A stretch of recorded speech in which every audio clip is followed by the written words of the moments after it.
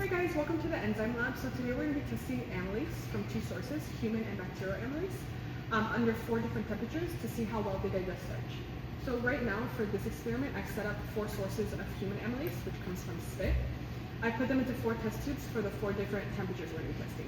So we're going to be doing 0 degrees Celsius, 25 degrees Celsius, 55 degrees Celsius, and 85 degrees Celsius. So now that I have my amylase collected from my spit, it's diluted in a 1-to-1 ratio.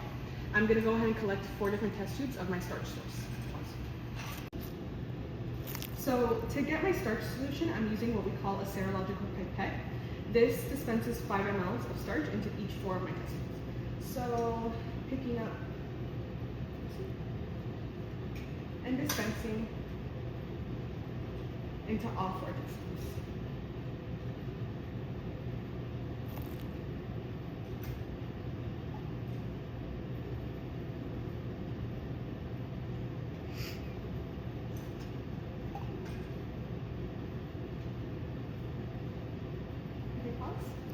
So now that I have both my starch and my amylase set up, I'm going to do my 4 different water baths. I have to let them acclimate to temperature first before I actually mix the solutions.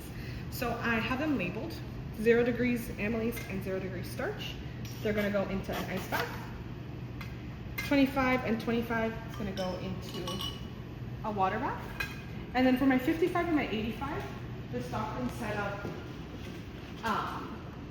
their relative water baths. So for 85, I'm going to put both test tubes in here and then immediately close the lid so the water bath doesn't lose its temperature.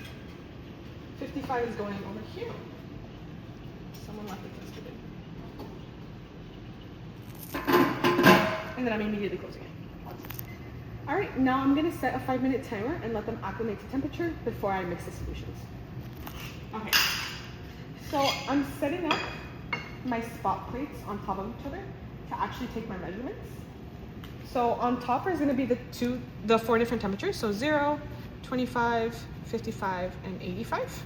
And then down is going to be my time. So I'm going to take a 0-minute measurement, 2-minute measurement, 4-minute measurement, 6-minute measurement, 8-minute measurement, and 10-minute measurement. Okay. So as soon as I mix the starch into the amylase, I'm going to mix it together, place it onto my 0-minute timer, and then test iodine. My iodine works as a color indicator. If it turns black or blue or purple, I know that starch is still present. The minute it turns yellow, that means that the amylase worked and broke down the starch completely. So that's what I'm going to be testing right now. I'm just waiting. My timer has gone off, which means everything is acclimated to temperature. I'm pouring my starch into my amylase.